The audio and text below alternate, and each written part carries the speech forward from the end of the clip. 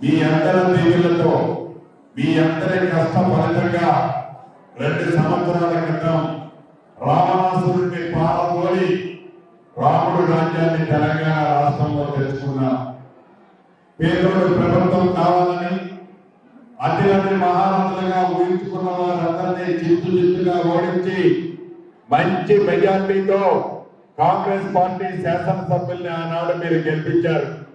మీ కష్టపడటంతో మీ కృషితో ఈనాడు తెలంగాణ రాష్ట్రంలో ప్రజా ప్రభుత్వం గౌరవ ముఖ్యమంత్రి రేవంత్ రెడ్డి గారి నాయకత్వంలో నిరంతరము పేదవాడికి అండగా ఉంటూ పేదవాడికి భరోసా ఇస్తూ పేదవాడి భుజము తడుతూ పేదవాడి ప్రభుత్వంగా ఈనాడు పనిచేస్తున్న సంగతి మీకు తెలియంది కాదు.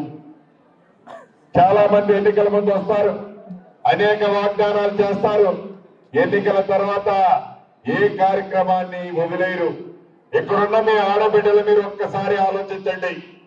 ఈ గడిచిన ఈ 2 సంవత్సరాలలో ఆనాటి ప్రభుత్వం ఏమైనా మంచి సంక్షేమ కార్యక్రమాలు చేస్తే దాన్ని దేన్ని కూడా ఈ ప్రభుత్వం వచ్చిన తర్వాత రద్దు చేయల.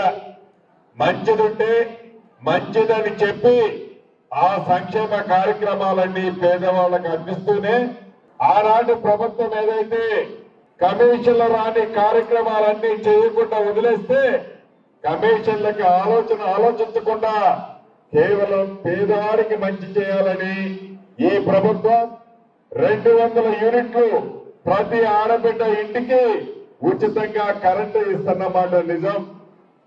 ఆర్టీసీ బస్సులో ఆడబిడ్డ ఎంత దూరం ప్రయాణం చేసినా రూపాయి ఛార్జీ లేకుండా ఉచిత బస్సు సౌకర్యాన్ని కల్పించిన మాట నిజం. అంతేకాదు ఆనాడు ఒరేస్తే ఉరి అని ఆ దొరవారు చెప్తే వరి వేసిన వాళ్ళకి మద్దతు ధరతో పాటు సన్నవడ్లకి క్వింటాలకి 500 బోనస్ ఇచ్చిన మాట నిజం. ఇక్కడున్న కార్యకర్తలే కాదు, ఇక్కడున్న రైతన్నులే కాదు, ప్రతి ఒక్కళ్ళకి అది లబ్ధి జరుగుతుంది. రైతు రుణమాఫీ 26 లక్షల మందికి 21,000 కోట్లు ప్రభుత్వం వచ్చిన మొదటి 9 నెలల్లోనే మీ ఖాతాల్లో జమ చేసిన ప్రభుత్వం. తెలంగాణ రాష్ట్రాన్ని అప్పుల పాలు చేసిన పెద్దవాళ్లు తినే సన్న బియ్యం నా ఆడబిడ్డలు పేదింటి ఆడబిడ్డ తినాలని ఈ ప్రభుత్వం సన్న బియ్యాన్ని పేద ఆడబిడ్డ ఇంటికి పంపిస్తున్నమాట నిజం. రేషన్ కార్డు ఇవ్వకుండా సొల్లు మాటలు ఆ ప్రభుత్వం చెప్తే అర్హులైన ప్రతి వాళ్ళకి రేషన్ కార్డులు ఈ ప్రభుత్వం ఇచ్చింది.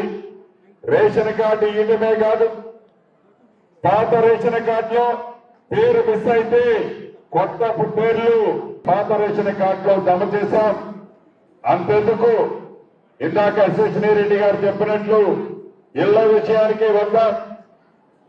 ఎప్పుడు ఏ ఎన్నికొచ్చినా 4 బొమ్మలు చూపించి అమ్మా ఈ ఎన్నికలు అయిపోవడంతోనే ఇటువంటి ఇల్లు నీకు డబుల్ బెడ్రూమ్ ఇల్లు కట్టిస్తాను, నీకు ఇస్తాను అని చెప్పి నీ కొడుకు వస్తే నీ కోడలు వస్తే ఆ గదిలో పడుకుంటుంది, నీ అల్లుడు వస్తే ఈ గదిలో పడుకుంటాడు, నువ్వు కోళ్ళు ఎడగప్పెట్టచ్చు, మేక పిల్లని ఆడగట్టేయచ్చు అని కబుర్లు చెప్పాడు తప్ప ఏ పేదవాడికి ఇల్లు ఇవ్వల. ఎందుకు ఇస్తాడు? కాళేశ్వరం కొడితే 1,00,000 కోట్ల కమిషన్ వస్తుందని కాళేశ్వరం అయితే కట్టాడు కానీ పేదోడికి ఇల్లు కడితే పేదోడి దగ్గర నుంచి కమిషన్ రాదని 10 సంవత్సరాలు పేదోడికి ఇల్లు కట్టించాడు. గిట్టించాడంటే ఇందాక పోయాను ఎంత బాగా కట్టించాడోనని 240 ఇళ్లు సగం కట్టి వదిలేశాడు. వాటిని యుద్ధ ప్రాతిపదిక మీద పూర్తి చేసి ఈ పట్టణంలో ఉన్న పేదవాళ్ళకి ఇళ్ల స్థలం లేని వారికి ఇవ్వాలని అక్కడనే కలెక్టర్ని ఆదేశించాను. ఈ రాబోయే 5-6 రోజుల్లోనే తప్పకుండా ఆ ఇల్లు ఇవ్వటమే కాకుండా ఈ ప్రభుత్వం వచ్చిన మొదట్లోనే రాష్ట్ర వ్యాప్తంగా 4.5 లక్షల ఇల్లు ఇచ్చాం. మీ పాలకొత్తు నియోజకవర్గానికి కూడా 3,500 ఇల్లు ఇచ్చా. అంతేకాదు మన ఈ మున్సిపాలిటీకి కూడా సుమారు 550 ఇళ్ళు ఇచ్చాం. ఒకసారి ఇచ్చి అయిపోయిందని చేతులు చూపించే తెలుపుకునే ప్రభుత్వం కాదు. రేపు ఏప్రిల్లో మళ్ళీ ఇస్తున్నాం, మళ్ళీ ఏప్రిల్లో ఇస్తాం, మళ్ళీ ఏప్రిల్లో ఇస్తాం అంటే ఇంకా 3 సార్లు ఇస్తాం. ఈ 3 సార్లలో ఎవరైతే పేదవాళ్ళు ఉన్నారో నీది ఏ కులమని అడగాం, నీది ఏ మతం అని అడగాం, నీది ఏ పార్టీ అని అడగాం, చివరికి ఇల్లు నాకు ఓటేస్తేనే ఇస్తామని కూడా చెప్పాం.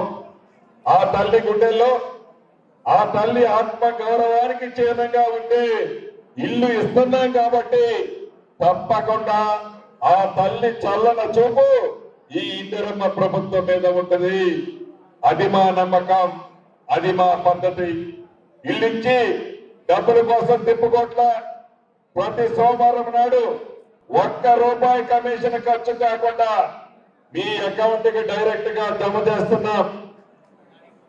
రాబోయే రోజుల్లో కారులో వచ్చేటప్పుడు అశేషిని రెడ్డి గారు చెప్పారు, మిగతా నాయకులు చెప్పారు, కొంతమందికి ఇక్కడ ఇళ్ల స్థలాలు లేవన్నా, ఇళ్ల స్థలాలు ఇబ్బంది ఉంది, ఇళ్ల స్థలాలు ఇవ్వాల్సిన అవసరం ఉందని మీ నాయకురాలు గారు అడిగారు.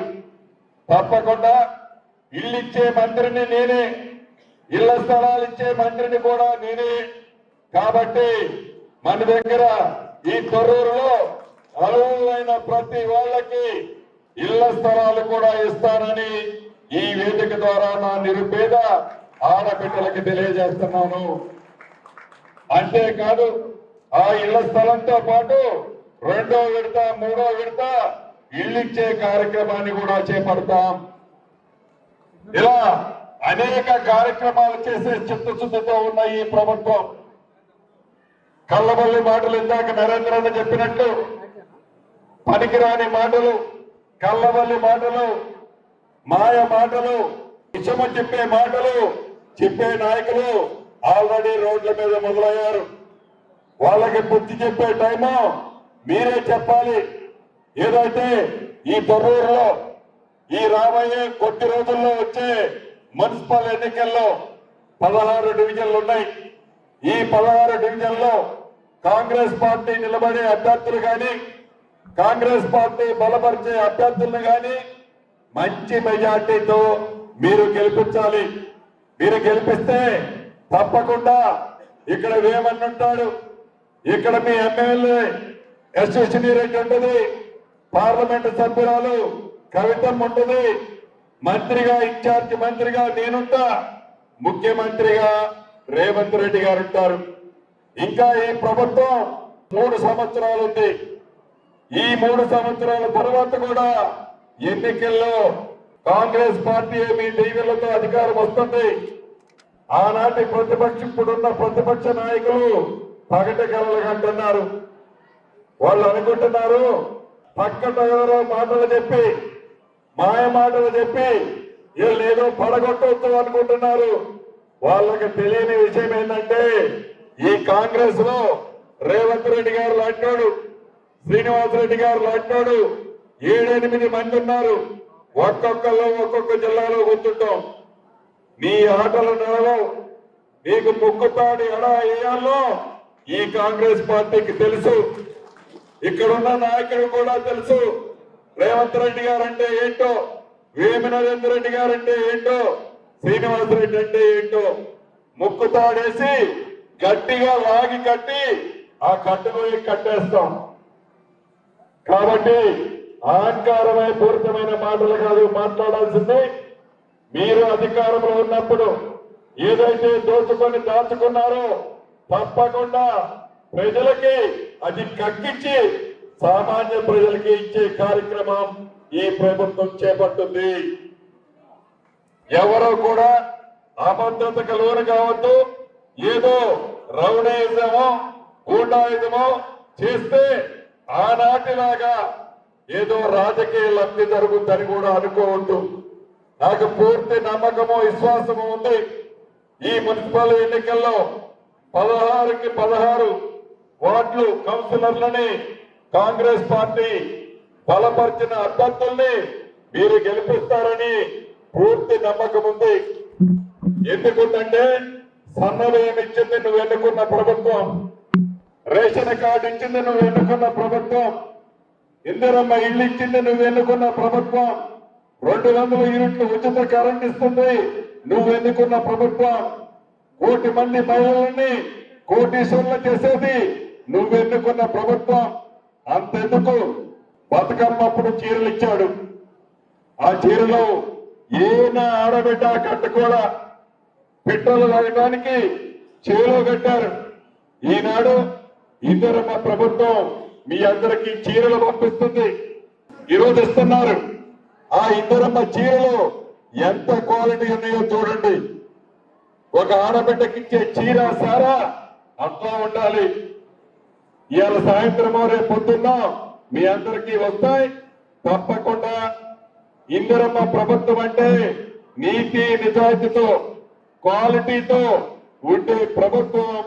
మీ దీవెనలు మీ ఆశీస్సులు మంచి చేసే పేదవాడికి అండగా ఉంటే ఈ ప్రభుత్వానికి ఉండాలని ఉంటాదని మనస్ఫూర్తిగా కోరుకుంటున్నా. ఇక్కడ 2 మనం చేయాల్సినవి ఉన్నాయి. ఒకటి నాసాగకు సంబంధించింది సబ్ రిజిస్ట్రార్ ఆఫీస్ కావాలని చాలా సార్లు అడిగింది. తప్పకుండా ఈ తొర్రూరులో సబ్ రిజిస్ట్రార్ ఆఫీసు ఏర్పాటు చేస్తారని కూడా ఈ వేదిక మీద నుంచి మీకు హామీ ఇస్తున్నాను. ఇక రెండవది ఫైర్ స్టేషన్ కావాలని అడిగింది. ఫైర్ స్టేషన్ కూడా ఇది వెనకబడ్డ ప్రాంతం కాబట్టి ప్రత్యేక జీవో ఇచ్చి ఫైర్ స్టేషన్ కూడా తొర్రూరులో శాంక్షన్ చేపిస్తారని కూడా ఈ వేదిక మీద వచ్చి మీకు హామీ ఇస్తున్నాను. ఇంకా కొన్ని రోడ్లు అసంపూర్తిగా ఆగిపోయి ఉన్నాయి. ఇంతకు ముందే 15 కోట్ల రూపాయల రోడ్లు శంకుస్థాపన చేశాను. ఇంకా ఒక 25-30 కోట్లు ఇచ్చినట్లయితే ఆ అసంపూర్తిగా ఉన్న రోడ్లన్నీ పూర్తవుతాయి. తప్పకుండా ఈ ఎన్నికలు అయిన తర్వాత ఈ రోజు ఎలాగైతే మీ అందరికీ వచ్చి మీ దగ్గర ఫౌండేషన్ వేసుకున్నామో, ఎన్నికల తర్వాత మీ విజయోత్సవం తర్వాత తప్పకుండా 25 కోట్ల రూపాయలు ఈ తొర్రూరుకి అదనంగా శాంక్షన్ చేపిస్తారని ఈ వేదిక ద్వారా మీ అందరికీ తెలియజేసుకుంటూ చివరగా మీకు చెప్పదలుచుకున్నది ఒక్కటే. ఇది అహంకారపూరితమైన ప్రభుత్వం కాదు, త్వరల ప్రభుత్వం మరింత కాదు. పేదోడి పక్షపాత ప్రభుత్వం, పేదోడికి అండగా ఉండే ప్రభుత్వం. ఇందిరమ్మ ప్రభుత్వం అంటేనే పేదవాడి కోసం ఉన్న ప్రభుత్వం. కాబట్టి దయచేసి మీ అందరి అమూల్యమైన ఓటు హస్తం గుర్తు మీద వేసి అత్యధిక ఓట్ల మెజార్టీతో కాంగ్రెస్ పార్టీ అభ్యర్థుల్ని మనస్ఫూర్తిగా మీరు దీవించాలని ఆశీర్వదించాలని మనస్ఫూర్తిగా కోరుతూ, ఇక ఇంత పెద్ద కుటుంబంలో చిన్న చిన్న పంచాయతీలు ఉంటాయి. ఉండవని నేను అనను, ఉండకపోతేనే ఏదైనా లోపం ఉన్నట్టు. అన్నదమ్ముల మధ్య, భార్యాభర్తల మధ్య, కొడుకు తండ్రుల మధ్య చిన్న చిన్న గ్యాపులు వస్తాయి. ఆ గ్యాపులు చూపించి ఆ గ్యాపులే మాకు ఆయువు పట్టని పగట కళల కని దొరవారికి చెంప చెల్లు అనే విధంగా నా కుటుంబ సభ్యులందరూ ఏకంగా పనిచేసి అత్యధిక ఓట్ల మెజార్టీతో కాంగ్రెస్ పార్టీ బలపరిచిన అభ్యర్థుల్ని గెలిపించి ఆ దొరవారికి 3వసారి కూడా ఎర్రటి కర్రు కాల్చి ఓట పెడతారని నా ఆడబిడ్డల్ని అన్నదమ్ముల్ని మనస్ఫూర్తిగా కోరుకుంటూ జై కాంగ్రెస్, జై కాంగ్రెస్, హస్తం గుర్తుకి, హస్తం గుర్తుకి, హస్తం గుర్తుకి. Thank you.